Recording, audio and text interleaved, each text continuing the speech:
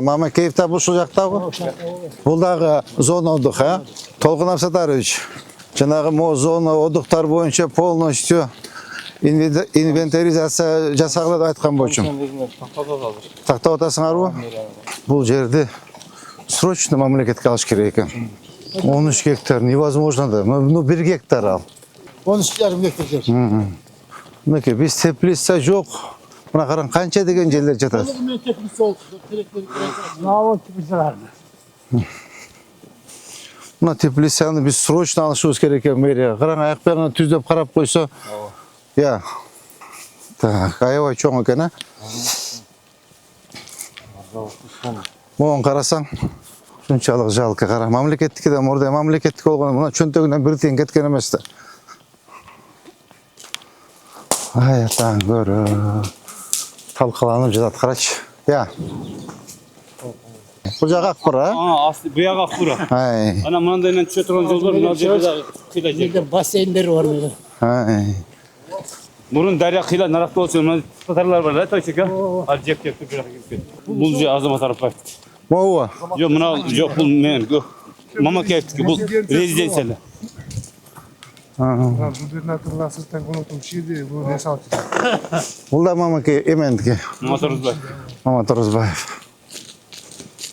Бул үй окшойт, а могу? Ооба. Бассейндери бүт бар. За, конотук болгонда. Так, бул Арапбаевтики. Бул совсем эле жолду куруп алдыр, а? Так, бунун аянты канча? 4 bilen көп bunu. Я. 100 gektardan көп bulan. O daryanın boyuna çeyim. Бул каяк? Я. Asılbek Cembek köşe buna. Кайсыл?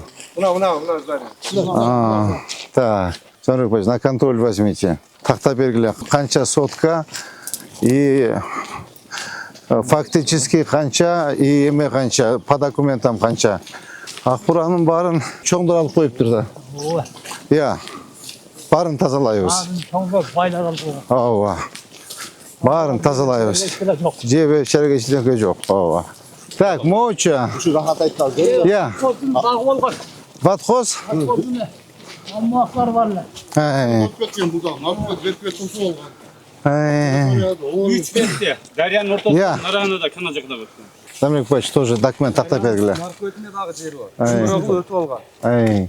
Az daryanın üstünde duruyor. Документ такта бергиле. Түшүнүңөр, а? Так, жүргүлө. Салкын төрдү көрөлү. Мо мурдагы акбырабы? Bunun aklıda darya uşaklı olgan. Мына элдин жери, элдин жолу. Я, жолу. Geri yol olgan da bu. Амны үчүн тосуп коюшту? Onlardan jol Ya. saldır degender ol başka ele temani kozgap eldi başka burun. Sizin de göңүңүз başka. Ошону айтам да. Şu jolda açıp berişin ordunan ayran nara karatып elдин көңүлүн başka жака буртат.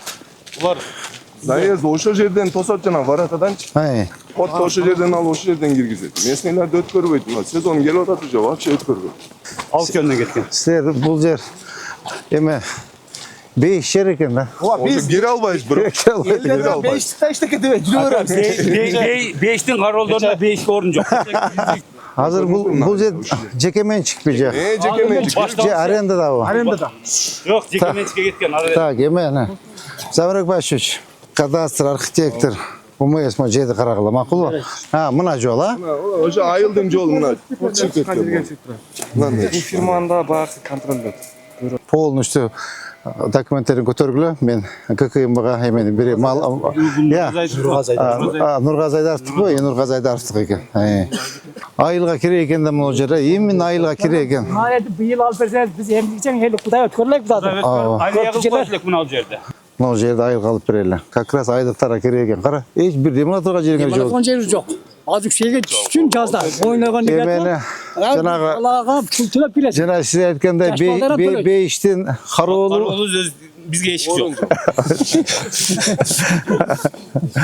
мурда мамлекетте иштеп, элди талап тоноп жеп, элдин эсебинен байган коррупционерлердин баардыгы ушунду алган да, ошондопчу.